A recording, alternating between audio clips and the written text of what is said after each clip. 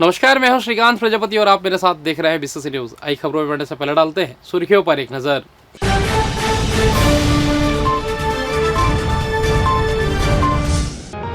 राजस्व विभाग की हुई समीक्षा, निगरानी और कार्रवाई के निर्देश।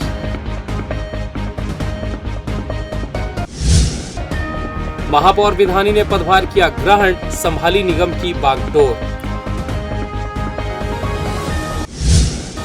यातायात जागरूकता अभियान, हेलमेट का किया गया वितरण।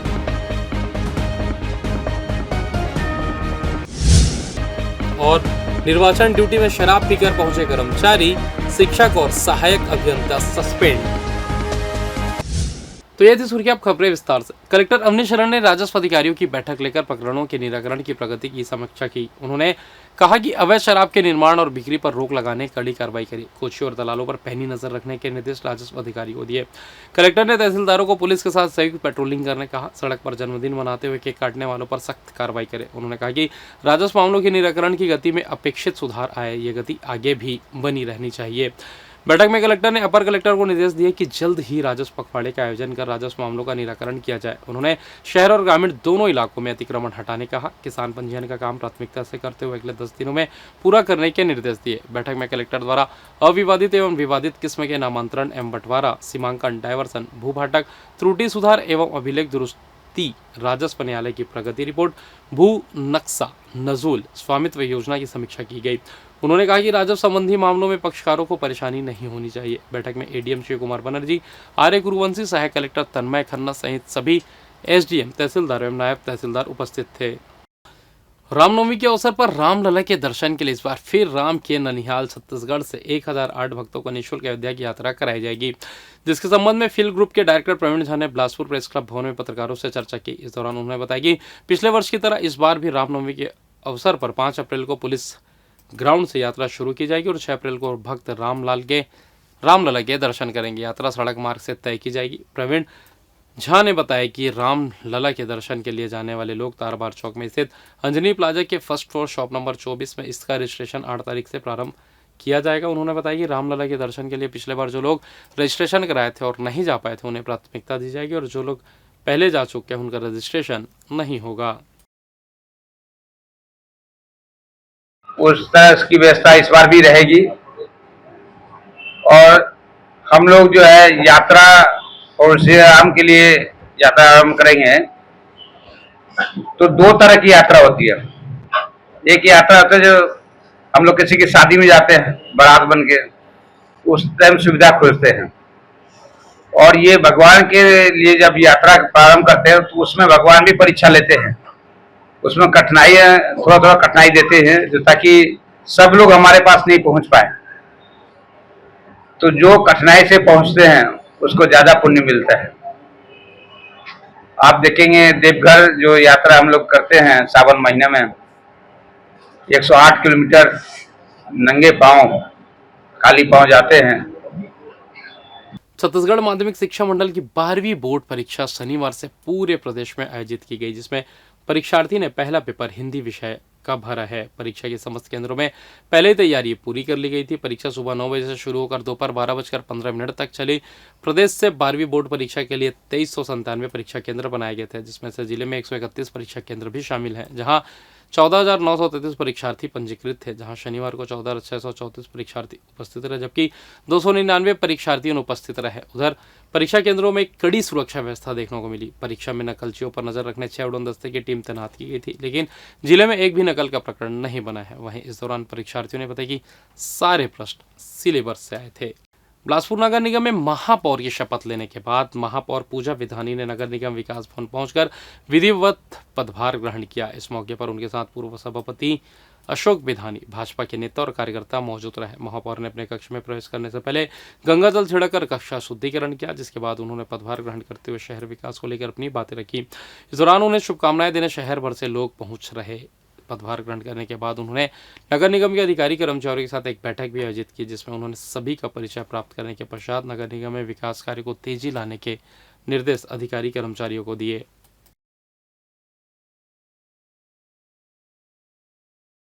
भारतीय रेड क्रॉस सोसाइटी जिला शाखा बिलासपुर द्वारा कलेक्टर एवं अध्यक्ष रेड क्रॉस अवनीश शरण के कुशल मार्गदर्शन में जन औषधि सप्ताह के अंतर्गत प्रथम दिवस पर जन औषधि की सस्ती दवा के प्रति आम जनों को जागरूक करने के उद्देश्य से जन जागरण रैली आयोजित की गई। रैली का आयोजन जिला अस्पताल परिसर से शहर के मुख्य मार्गों को भ्रमण करते हुए रिवर व्यू तक किया गया। इस रैली को doctor Anil Gupta, civil surgeon एवं अमरजीत सिंह दुआ, कोषाध्यक्ष रेड क्रॉस प्रबंध समिति के द्वारा हरी झंडी दिखाकर रवाना किया गया। अमरजीत सिंह दुआ पूरे समय रैली में उपस्थित रहे। रैली समापन के अवसर पर सौरभ सक्सेना ने आमजन को उद्बोधन दिया तथा अमरजीत सिंह दुआ ने उद्बोधन देते हुए कहा कि माननीय प्रधानमंत्री नरेंद्र मोदी द्वारा चालू की गई इस योजना का लाभ अधिक से अधिक लोग ले तथा आर्थिक स्थिति कमजोर होने पर कोई भी व्यक्ति दवा के अभाव में परेशान न हो। रैली का सफल संचालन आदित्य पांडे एवं प्रणय मजूमदार नोडल अधिकारी जन औषधि द्वारा किया गया। और फिलहाल वक्त तो चला छोटे से ब्रेक का, मिलते हैं ब्रेक के बाद, कहीं जाइएगा नहीं। पिछले 17 वर्षों से रियल एस्टेट के क्षेत्र में दे रहे हैं अपनी सेवाएं और लगातार शहर की जनता को एक नई लिविंग लाइफस्टाइल। अपने कार्यों एवं सेवाओं के माध्यम से लाखों लोगों की उम्मीदों को दिया है आकार। इसलिए जिले में ही नहीं पूरे प्रदेश में इनकी पहचान है बरकरार। आपके सपनों के घर को हकीकत में बदल कर है दिखाना, इसलिए आपके लिए लेकर आए हैं भाटी आशिया।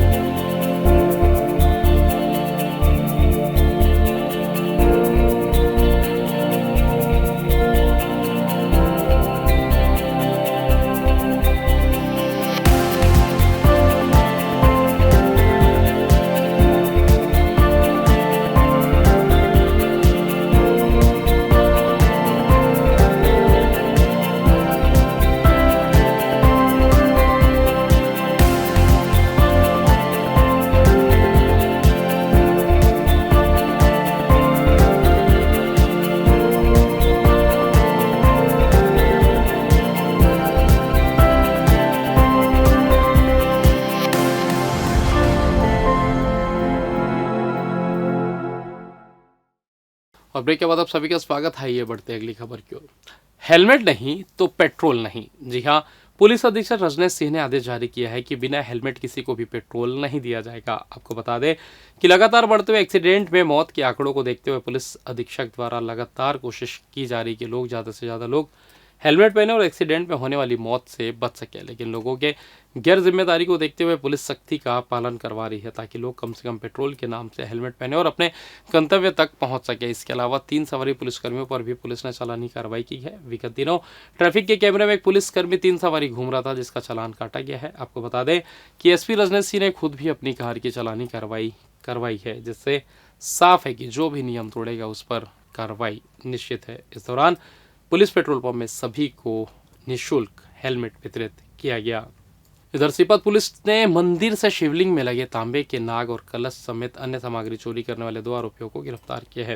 गिरफ्तार आरोपियों में निगरानी बदमाश अमन साहू और उसका साथी अर्जुन देवार शामिल है, जो दोनों गुड़ी थाना सीपत के निवासी है। मिली जानकारी के अनुसार ग्राम कर्रा के बंधवा तालाब स्थित शिव मंदिर से 28 फरवरी 2025 की रात अज्ञात चोरों ने तांबे का सर्प, कलश, त्रिशूल, घंटी और अन्य सामग्री कुल कीमत 35,000 रुपये चोरी कर ली थी, जिसकी शिकायत मंदिर समिति के कुंजराम पटेल ने सीपत थाने में दर्ज कराई थी। पुलिस ने तत्काल जांच शुरू कर पूर्व में चोरी के मामलों में शामिल अमन साहू को हिरासत में लेकर पूछताछ की। अमन ने अपने साथी अर्जुन देवार के साथ मिलकर इस वारदात को अंजाम देना स्वीकार किया।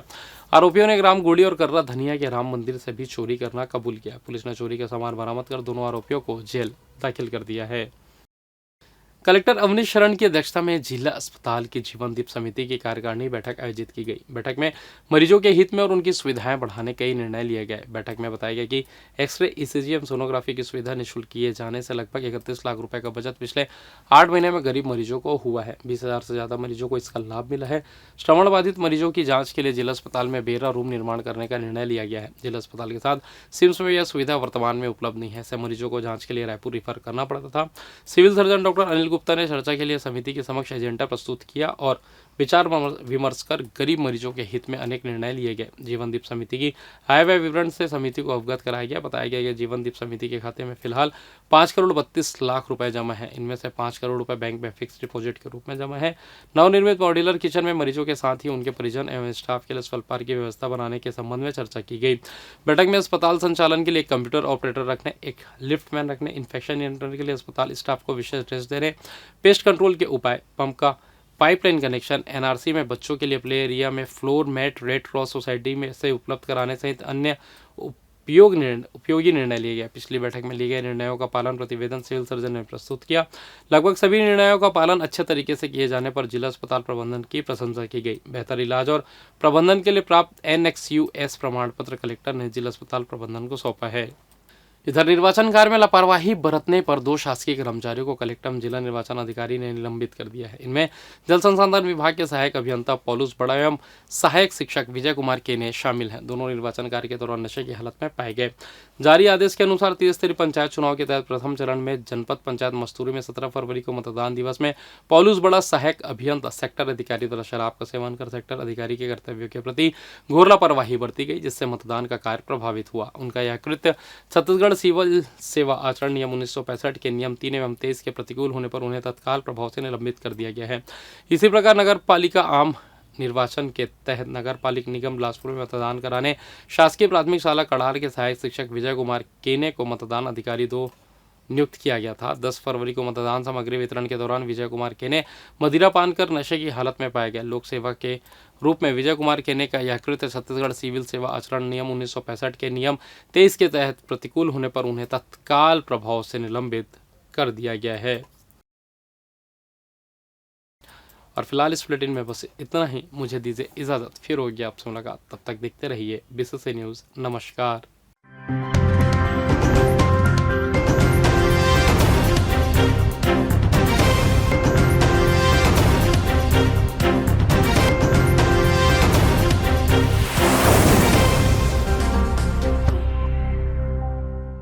पिछले 17 वर्षों से रियल एस्टेट के क्षेत्र में दे रहे हैं अपनी सेवाएं और लगातार शहर की जनता को एक नई लिविंग लाइफस्टाइल। अपने कार्यों एवं सेवाओं के माध्यम से लाखों लोगों की उम्मीदों को दिया है आकार। इसलिए जिले में ही नहीं, पूरे प्रदेश में इनकी पहचान है बरकरार। आपके सपनों के घर को हकीकत में बदल कर है दिखाना, इसलिए आपके लिए लेकर आए हैं भाटी आशिया।